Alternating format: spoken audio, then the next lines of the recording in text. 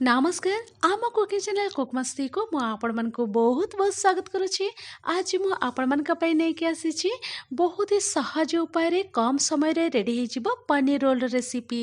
आउ ए रेसिपी टिको आपण माने छुआ मानकर टिफिन बॉक्स रे दे परिबे, लंच बॉक्स मध्ये आपण माने दे परिबे ए रेसिपी टिको।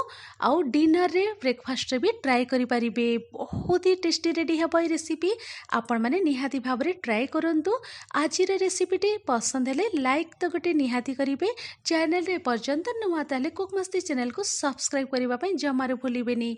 आ पाखरे थिबा बेल आइकन को प्रेस करिके ऑल रे क्लिक करि देबे। तो चालो तो देरी न करिके आज रे स्वादिया रेसिपी टी को आरंभ करिबा। एठी मु कोन कोन नै जाइछि आपण मन को प्रथम मु देखै दउछि। देखि पारुथिबे पनीर नहीं जाइए। पनीर को मु क्यूब साइज रे एमती काटिकी नहीं जाइए। ता सहित एठी नहीं जाइए कैप्सिकम नहीं जाइए, धनिया पत्र, टमाटो कैप्सिकम को एमती स्लाइस रे काटिकी नहीं जाइए। टमाटोर मंजी को मु काढ़ी देइछि।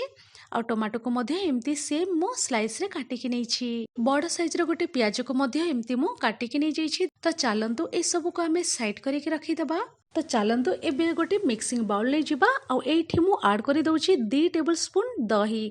दही को मु प्रथमे भल भाबरे फेंटी देइथिली। फेंटी दे सारिला परे एठी दही को ऐड करि देछि।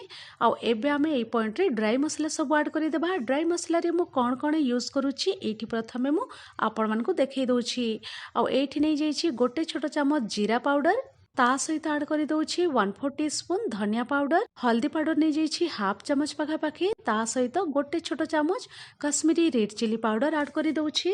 आ ए पॉइंट रे हमें ऐड करि दबा गोलमरीच गुंड नै जाइछि 1/4 टीस्पून। एठी मु नै जाइछि किचन किंग मसला नै जाइछि गोटे छोटो चम्मच। ता सहित एठी ऐड करि दउछि गरम मसला पाउडर नै जाइछि हाफ चम्मच। आ एठी हमें ए पॉइंट रे ऐड करि दबा चाट मसला। चाट मसला आपण माने भी ऐड करंतु बहुत ही चटपटा लागिबो। चाट मसला ऐड करि सारिला परे एठी मु नै जाइछि गोटे छोटो चम्मच अदा रसुण पेस्ट नै जाइछि। अदा रसुण पेस्ट ऐड करि सारिला परे एठी मु ऐड करि दउछि कसूरी मेथी।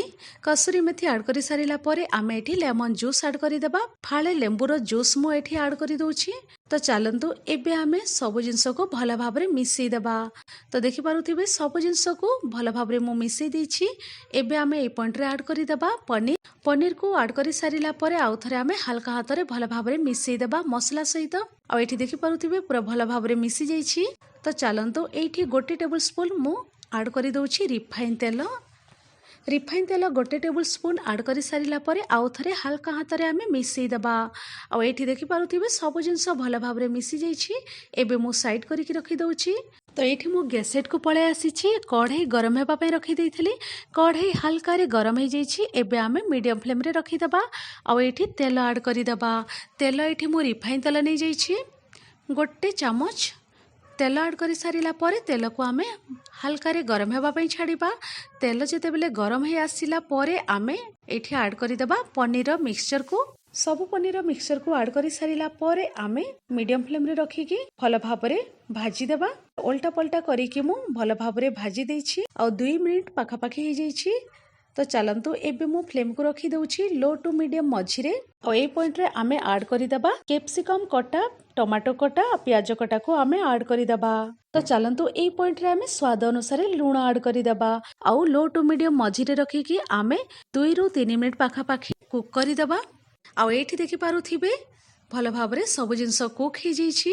2 रु 3 मिनिट पाखापाखि हे जाइछि। तो चलंतु आमे एबे ए पॉइंट रे ऐड करि देबा कटा धनिया पत्र। कटा धनिया पत्र दे सारिला परे हल्का हाथ रे आमे मिसई देबा। और रेडी हे जाइछि पनीर मिक्स। भल भाबरे सब जिंस कुक हे जाइछि। ए पॉइंट रे आमे गैस रो फ्लेम को ऑफ करि देबा। आ साइड करि कि आमे रखि देबा। आ एठी मु नै जाइछि पराठा। आपण माने रोटी मध्ये नै पारिबे। तो चलंतु गोटे पराठा आमे नै जिबा। देखि पारुथिबे एठी। आ प्रथमे आमे पनीर को ऐड करि देबा। एमती साइज रे रखि देबा। ता ऊपर नै जाइछि एठी मु टोमाटो सॉस दे दउछि। ग्रीन चटनी मध्ये दे देबा। तापरे मु ए पॉइंट रे ऐड करि दउछि मायोनीज। मायोनीज दे सारिला परे एठी कटा प्याज दे दउछि। आ आमे किछि धनिया पत्र एठी ऊपर दे देबा। आ आमे भल भाबरे एमती रोल करि देबा।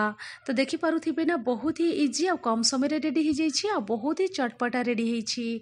आपण माने भी ए रेसिपी को ट्राई करंतु। तो देखिले ना बहुत ही कम समय रे चटपटा पनीर रोल रेडी हो जाइए। आपण मैंने भी रेसिपी को ट्राई करंतु। Thanks for watching. Bye bye, take care.